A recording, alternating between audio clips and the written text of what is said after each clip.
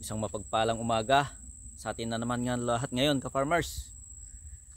Nandito tayo ngayon sa taniman ng isang kasamaan natin.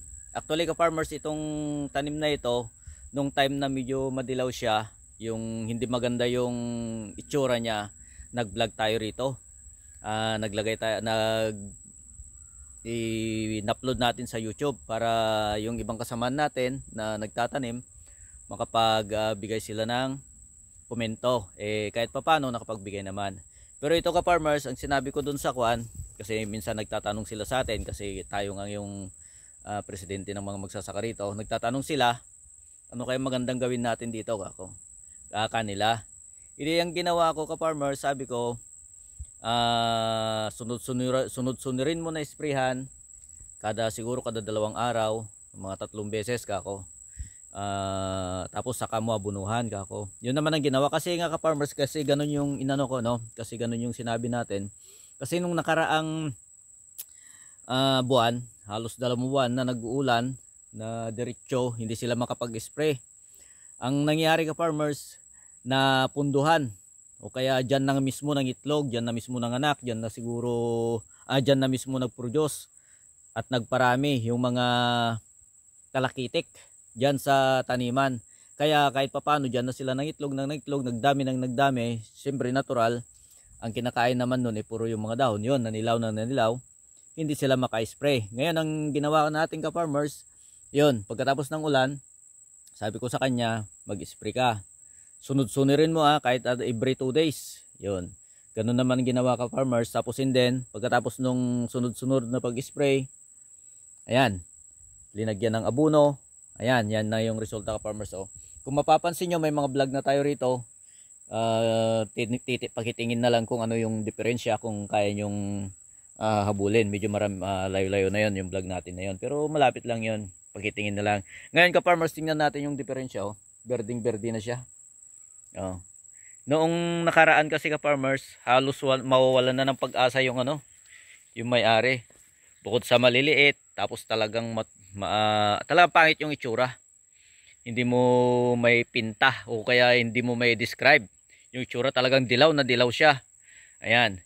Sa awa ng Diyos naman ka-farmers, sabi ko sa kanya, sunod-sunod mo isprayan yun. Ganun naman ang ginawa. Kaya ganyan. Kahit papano, gumanda na siya. Hanggang doon yan ka-farmers, meron pa doon. Diyan sa parting taas, meron pa dyan. Ngayon ka-farmers, kung mapapansin nyo, halos wala na siyang pero actually meron pa naman kahit papano ka-farmers yung talakitik. Kasi dalawa yung talakitik ngayon na umatake ngayon ka-farmers. Isang puti, saka isang itim na talakitik. Ayun yung umatake ngayon sa atin dito. Gawa nung matinding ulan, yung panay sunod-sunod na ulan, siguro nakapagparami sila. Ayan ka-farmers. Ayan, kaya ngayon kahit papano medyo natuwa na yung may-ari at medyo gumanda na rin yung itsura nung pananim niya. Ayan, ngayon ka-farmers, ayan. Kaya yun, kahit papano sumunod siya. Hindi ko na sasabihin yung baka may mga kwan kasi tayo yung pinang-spray namin dito. Ayaw ko kasi magbanggit ng mga pinang-spray at saka yung pinang-abuno na. Yun na. Basta yung ginamit na pinang-abuno rito, yung kwan na, yung mga pampaberde na talaga. Yun. Pero kasi dati nang may may pundo na abuno Ayun, mga 1414 ganun. Ayan, pampaberde. Tapos panayang spray, foliar, papala, nagfoliar, nag-insecticide, fungicide, lahat na ginamit ka-farmers para lang ma-revive. Sayang nga naman yung gastos. Pero laking pasalamat natin ka-farmers at ganyan na nga rin yung itsura. Tingnan nyo naman ka-farmers. Ayan. Maganda na kahit papano. Siguro may konti mang nawala na ani dito kasi nga medyo nasira. May nasira na konti. Pero ito kahit papano may pag-asa na ito. Meron na itong maani kahit papano ka-farmers. Makakabawi na rin yung may-ari. Yun, banda ron sa taas naman doon, nag-vlog din tayo doon kasi sobrang din. Nag-live pa nga tayo doon sobrang pangit din, o kaya talagang may sakit yung itsura. Ngayon, kahit pa paano ka-farmers, hindi tayo makapag-vlog doon kasi mainit na. Nandito lang tayo sa silong ng puno, sa may kubo natin. Kaya dito na lang tayo nagsilip ng konti para sa pagbablog natin. Ayan. Ngayon lang kasi tayo may oras na nagpunta rito. Ngayon lang napansin natin na, gumanda na pala. Ganun yun. Okay ka-farmers, panibagong tips na naman yung sinasabi natin, yung sunod-sunod na sprayan kahit 3 beses.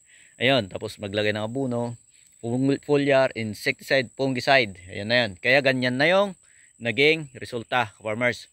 Okay, ka-farmers, maraming salamat. Sana may natutunan na naman kayo sa bago nating video.